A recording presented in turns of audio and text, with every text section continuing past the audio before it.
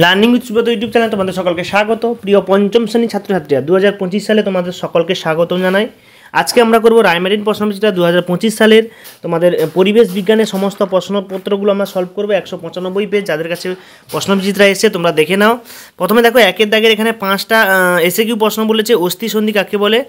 সন্ধি মানে যে স্থানে যুক্ত হয়, অর্থাৎ দুটি হাড় বা দুটি অস্থি যেই স্থানে যুক্ত হয় তাকেই বলা হয় অস্থি সন্ধি। ঠিক আছে, তারপরে আমাদের হাতের 5টি আঙ্গুলে মোট কয়টি হাড় থাকে? এখানে 14টি হাড় দেখবে, 14টি হাড় থাকে। মাটির একটি সজীব উপাদানের নাম হচ্ছে কেঁচো। সজীব উপাদানের নাম হচ্ছে কেঁচো। তারপরে প্রশ্ন দেখো বলেছে পশ্চিমবঙ্গের কোন কোন জেলায় চা চাষ হয়? উত্তর হবে দার্জিলিং। কোন জেলায় চাষ হয়? দার্জিলিং, জলপাইগুড়ি জেলার। তারপরে প্রশ্ন বলছে কোন খাদ্যে বেশি ক্যালসিয়াম পাওয়া যায়? দুধ, ডিম, ঠিক আছে, এইগুলোতে বেশি ক্যালসিয়াম পাওয়া যায়। তারপর দেখো শূন্যস্থান পূরণ দিয়েছে তোমাদের 2 এর দাগের শূন্যস্থান পূরণগুলো দেখব। মানবদেহের সবচেয়ে ছোট অস্থির নাম কি? সবচেয়ে বড় অস্থির নাম কি? বড় অস্থির নাম হচ্ছে ফিমার, যেটা আমাদের কোমর থেকে কুনুই পর্যন্ত, পায়ের গোড়ালি পর্যন্ত। গ্যাসের জন্য মানুষের ত্বকের রং কালো হয়? উত্তর হবে মেলানিনের জন্য। দুধে লেবু দিলে ছানা কেটে যায়। কোন যন্ত্রের সাহায্যে আমরা হৃদস্পন্দন মাপি? স্টেথোস্কোপ। ডট চিকিৎসা কোন রোগে ব্যবহার করা হয়? যক্ষা রোগে। তারপরে 3 এর দাগে দেখো এমসিকিউ প্রশ্নগুলো বলেছে, সেই এমসিকিউ প্রশ্নগুলোর উত্তর আমরা খুঁজবো এক্ষুনি। তারপর 3 এর দাগে কী বলেছে দেখো, জলে পাওয়া যায় এমন একটি মেরুদণ্ডী প্রাণীর নাম হচ্ছে শামুক। জলে পাওয়া যায় একটা মেরুদণ্ডী প্রাণী বলেছে, এটা ভুল উত্তর হবে। এখানে শামুক হবে না, এটা আমি অমেরুদণ্ডী ভেবেছি। উত্তর হবে মাছ। ঠিক আছে, মাছ, জলে পাওয়া যায় মাছ। তারপরে বলেছে কোন প্রাণীকে ধরা বেআইনি? ঠিক আছে, কোন প্রাণীকে? সেটা হচ্ছে কচ্ছপ ধরা বেআইনি, কারণ কচ্ছপ পৃথিবী থেকে কমে যাচ্ছে। এটা শামুক হবে না, এটা মাছ হবে। মাছে তোমরা করবে। রসিক বিল কোথায় অবস্থিত? না, কোচবিহার জেলায় রসিক বিল অবস্থিত।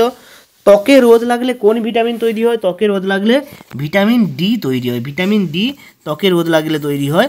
তারপরের প্রশ্ন আমরা দেখব, পরের পেজে চলে যাব 196 নম্বর পেজে। এখানে 3টে প্রশ্ন বলেছে। 2 নম্বরের ফুসফুসে যক্ষা রোগ হলে কী কী লক্ষণ, অর্থাৎ কী কী লক্ষণ দেখে বোঝা যায় যে যক্ষা রোগ হয়েছে? বাড়িতে ওআরএস কীভাবে তৈরি করবো? আর চিংড়ি কোন কোন বৈশিষ্ট্য দিয়ে মাছের থেকে আলাদা করা যায়? প্রথমে দেখো ফুসফুসে যক্ষা হয়েছে, তার লক্ষণগুলো কি? প্রথম বিকেলে জ্বর হবে, রাত্রে প্রচুর ঘাম হবে, এবং কি সকালে ঘুম থেকে ওঠার পর টান টান কফ উঠতে থাকে, খাবারে অরুচি, বুকে ব্যথা, অসুখ বাড়লে কাশির সঙ্গে কাঁচা রক্ত ওঠে, ক্রমশ দেহের ওজন কমতে থাকে।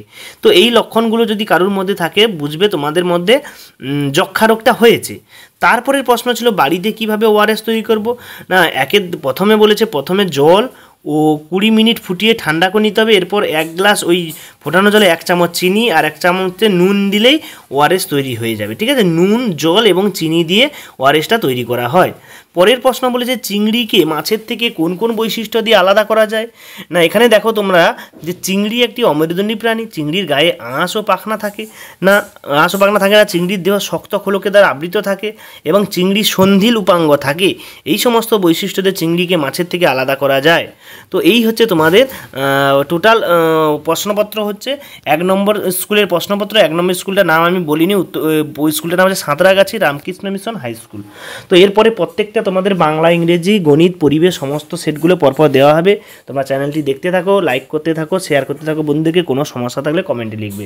দেখা যাচ্ছে পরের ভিডিওতে 2 নম্বর স্কুলটা নিয়ে আলোচনা করব আমরা।